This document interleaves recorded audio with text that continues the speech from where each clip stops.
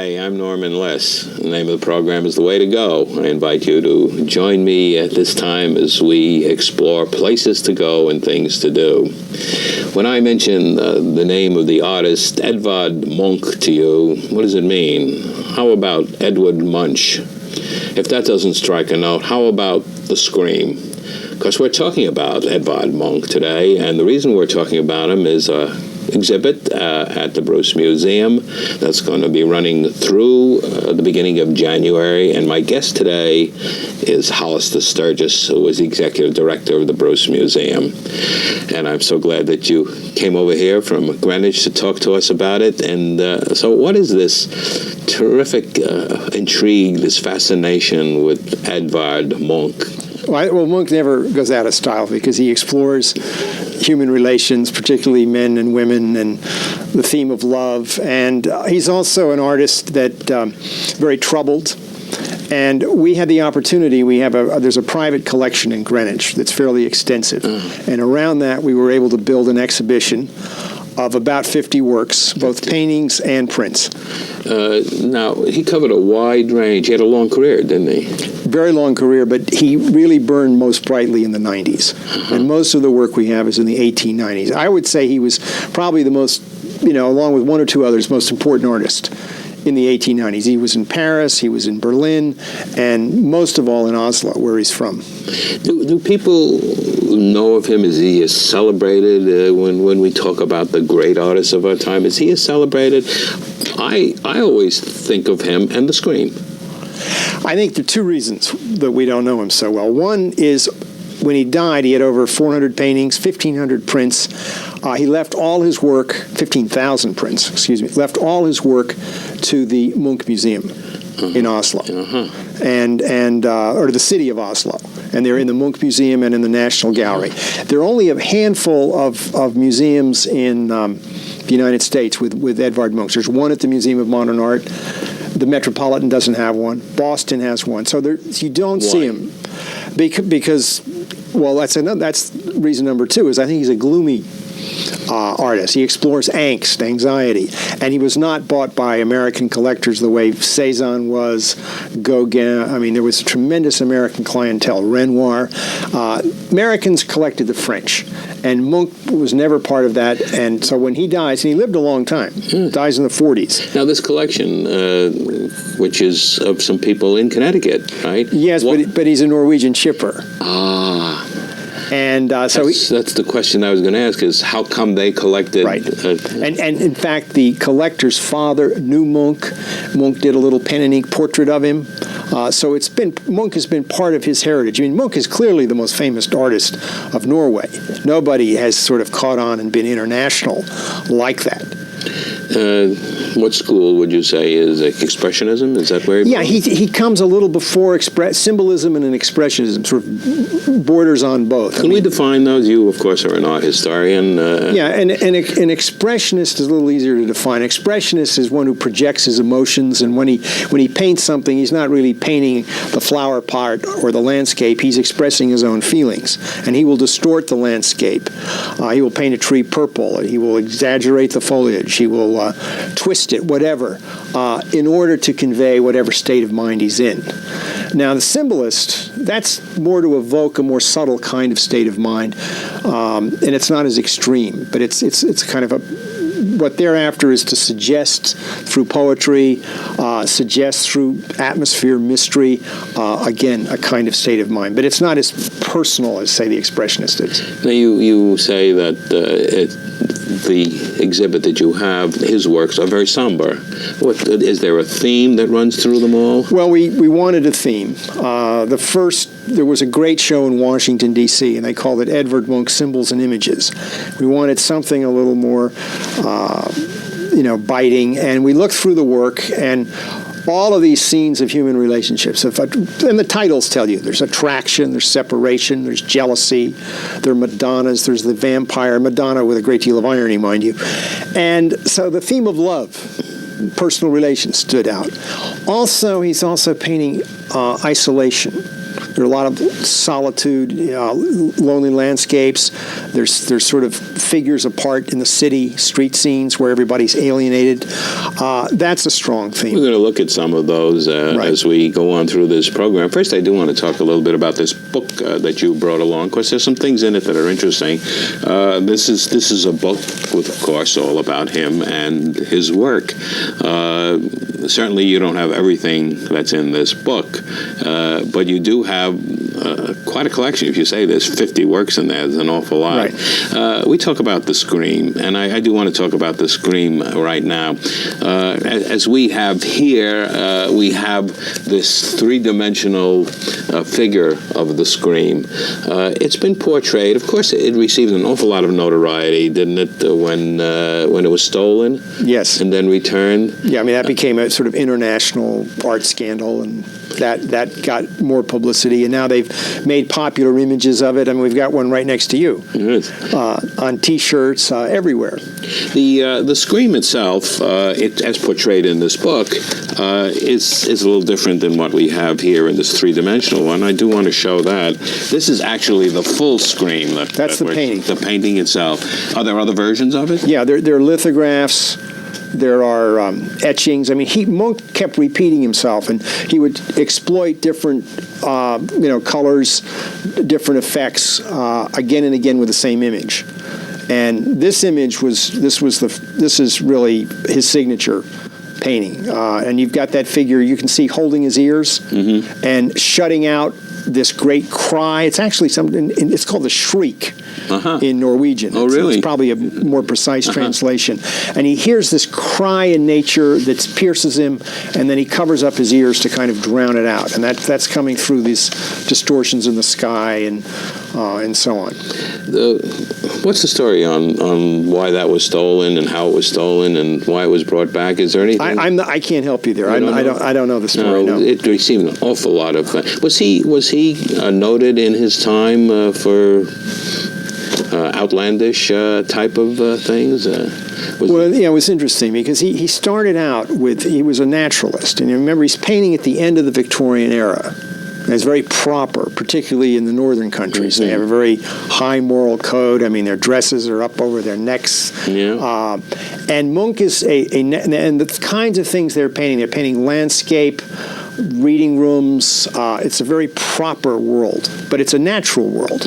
And Munch gets in with this sort of group of progressive artists, and they have a doctrine of free love. They live a bohemian lifestyle, and he begins to focus on this whole range of human relationships that had been absolutely buried. Now, he emerges the same time Freud first publishes, so he's not alone, and this whole bulwark of Victorian repression is ready to burst. And that's when he comes onto the scene. And he has an exhibition in Berlin that absolutely takes the critics, the public by storm. But at home, he's denounced. And he's absolutely, a scandal. Of course, we know now that, the bigger reaction you make, probably the stronger statement you've made. And so it took about 10, 15 years before he was accepted at home, and then he becomes a national hero. Let's talk about some of the specifics that we have here in your exhibit. Now, let's talk about this first one now that we're showing. What is that? And this is one that you do have in your exhibit. This painting is coming to us from a private collection. Most of the work is private collections in London. And we're looking at slightly cropped. We're looking at kind of a close-up. And you see a woman with red tresses embracing a man, very powerful woman. And then she's kissing the back of his neck. It's called The Vampire. And it's interesting. We invited a Norwegian psychiatrist to write one of the essays in the catalog.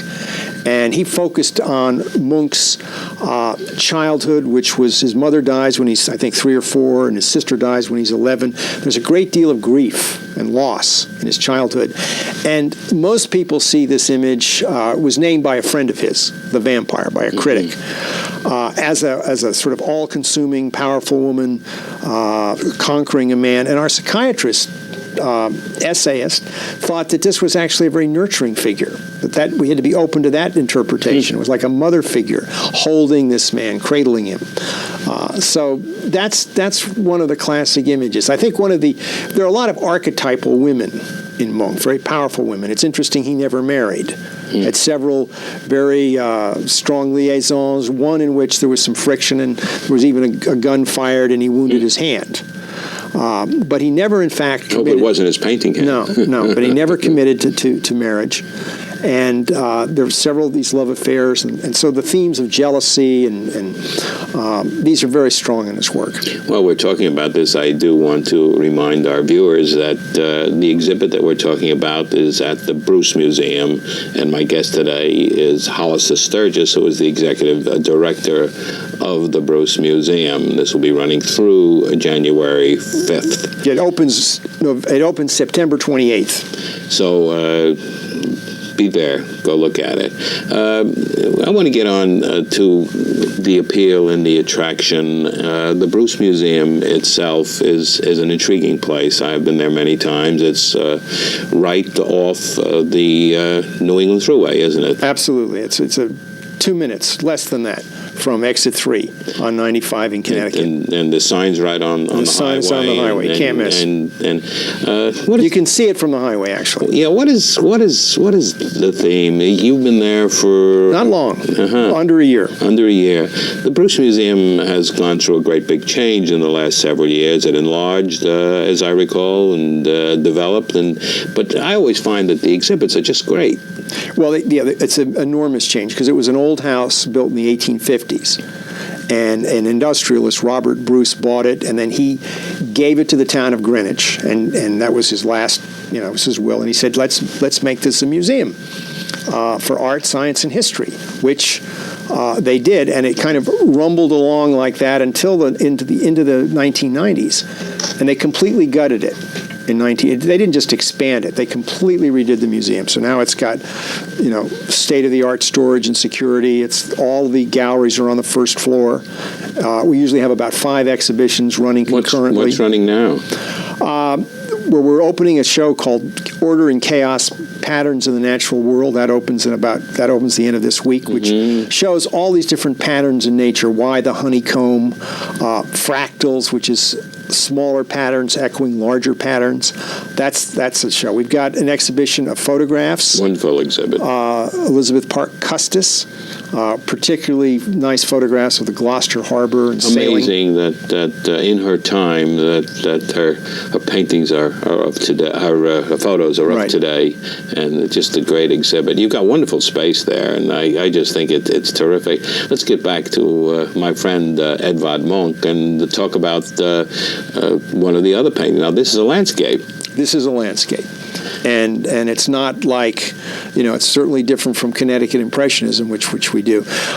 He exaggerates. I mean, you've got, the strength of light and dark strikes you. The forms are quite striking. I mean, the trees are somewhat haunting. The reds come out. I'm not sure that you'd find that much red. This is a projection of his own feeling to intensify that emotion. And this is and the winter. It's called a winter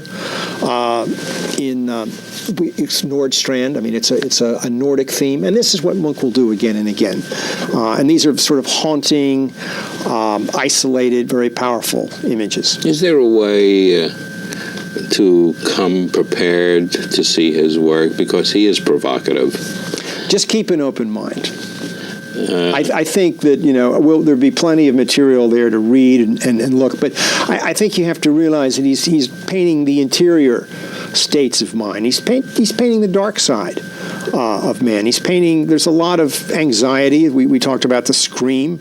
That's, I think, a modern icon about anxiety, and I think, and yet it's exciting. It's not all gloom and doom. I mean, it's very stimulating, these images. Some of them are lyrical. Some of them are beautiful.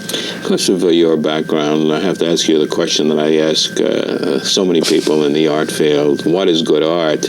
And I've had all sorts of answers, such as anything that you like, or something that doesn't match your sofa. One has to come to art with an open mind. Isn't that true? I think so. I think there's a lot of things. I think it's interesting. The people that have the most violent reaction against art are often artists, because they get committed to one way of seeing, and then something else that challenges or threatens that really offends them. On the other hand, there are people who won't go to any museum of modern art, certainly the Museum of Modern Art. There's great art there, and people go there because it's the thing to do, but they don't really enjoy it.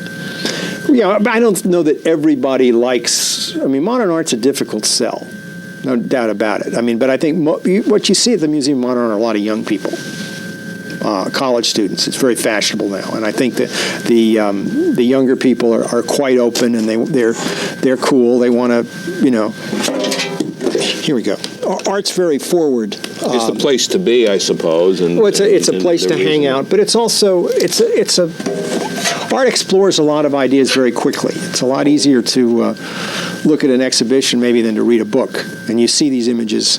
Pop art was interesting. How much you see the whole gestalt in one quick view, which is kind of nice. Mm-hmm. Let's go back to our friend Edvard Munch. This is an interesting image. This is that very beguiling woman. It's called Death and the Maiden, and you see them in an embrace. And it's macabre, obviously. There's a long tradition of this. The Germans used to paint these pictures, and you're sort of aware of the decay of the flesh and this contrast between voluptuousness on the one hand, death on the other. Mm-hmm. I think this is the kind of thing that sparks the imagination, curiosity. Did he work? I know he worked in different themes. Did he also work in different media? Yeah, he did. He worked. He was first a painter, and then he did many woodcuts, which is quite difficult. And then lithographs, etchings, and then he'd reprint them with different color combinations. And there's the first state of the image, and then reworked the second state, and that's why there are these 15,000 prints. It's just an extraordinary number of works of art. He was successful then in his lifetime. Very successful, although starting out with a great, couldn't have been more controversial in the 90s. He had a couple of breakdowns. I mean, he was put, he was under the care of doctors. And 1908, he had a serious breakdown. He had to stop work, take time out. And some people say he lost his edge. He was a little more balanced, but the intensity was not quite as strong. What is it that does that to artists? Is it because, especially in this type of art, they express themselves so that they give so much of themselves in this art form that it destroys them personally? Yeah, I mean, this is a sensitive man who, even in an early age, I think he picked up some charcoal and was drawing things. He lost his mother as a small child, then his sister. These were really very strong losses, and he's in an age of tremendous rapid change that gives very little expression to these feelings, and so this built up in Munch, and he had a lot to say about his own emotional state. This one. We talk about Lovers on the Beach. Lovers on the Beach. I mean, what you sense there is, they're apart. There's a kind of tension between them. This is not, this is not the beach at Greenwich with, holding hands. And there's the alienation between them. The separation, I think, is maybe stronger than the togetherness.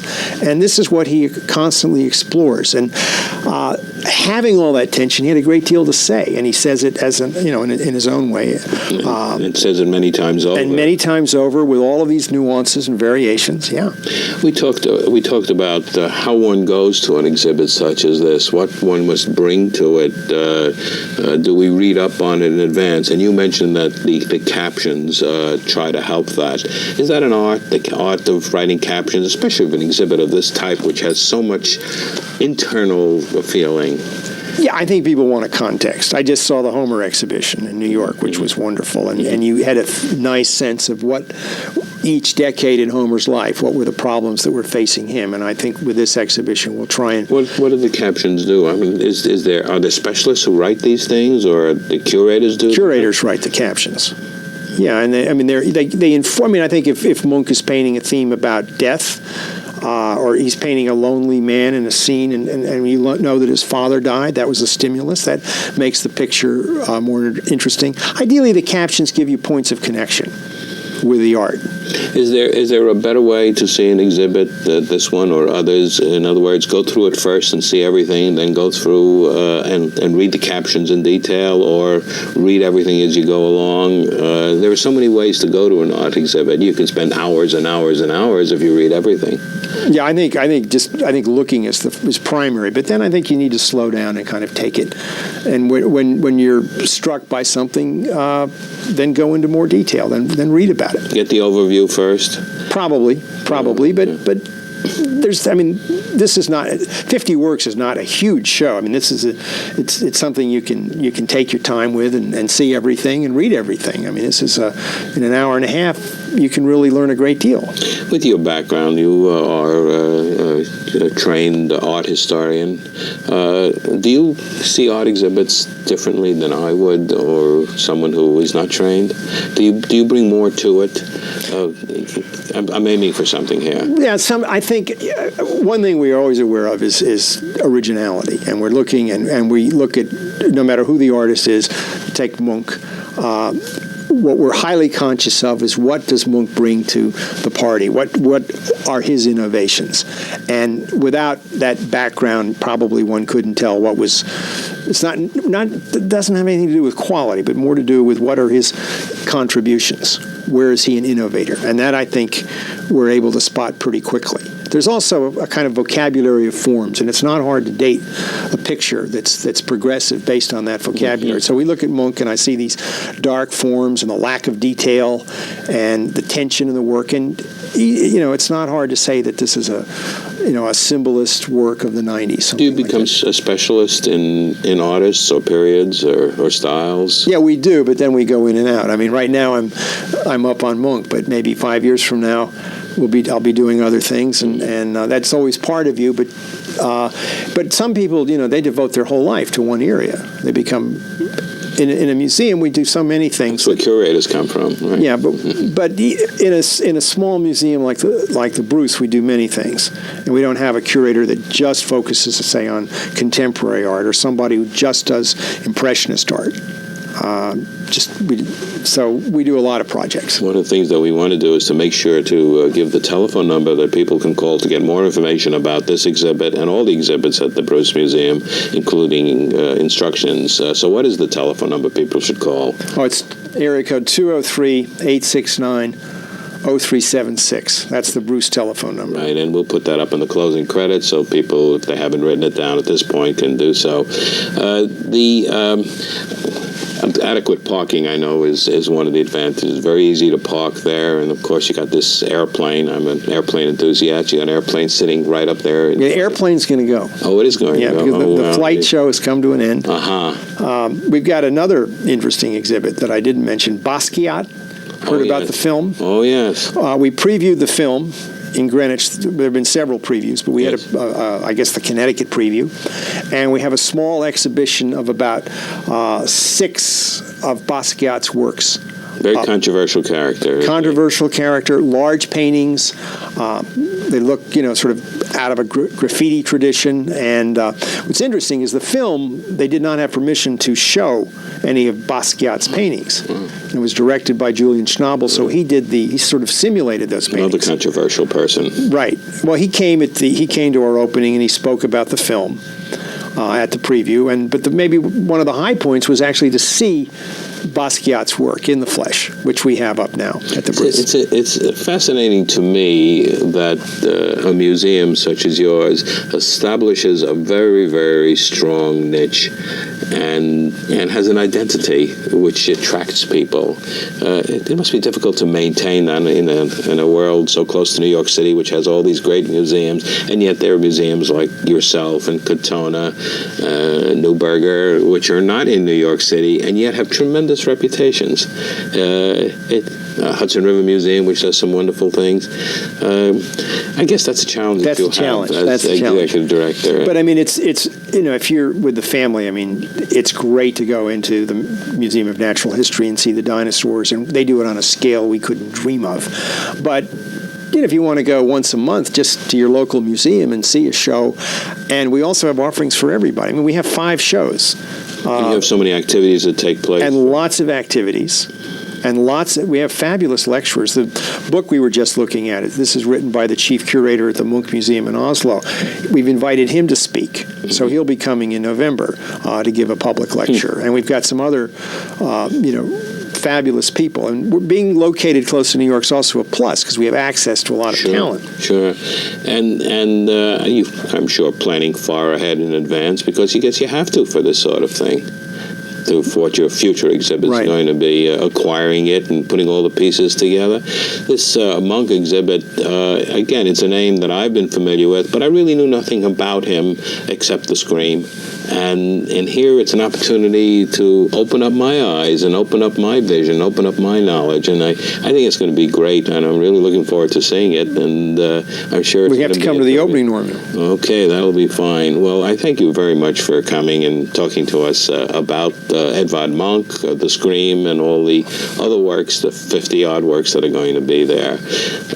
My guest today is Hollister Sturges, who is the executive director of the Bruce Museum in Greenwich. Great exhibit coming up. I'm looking forward to seeing it, and I hope you go too. I'm Norman Liss. The name of the program is The Way to Go, and until next time, enjoy yourself.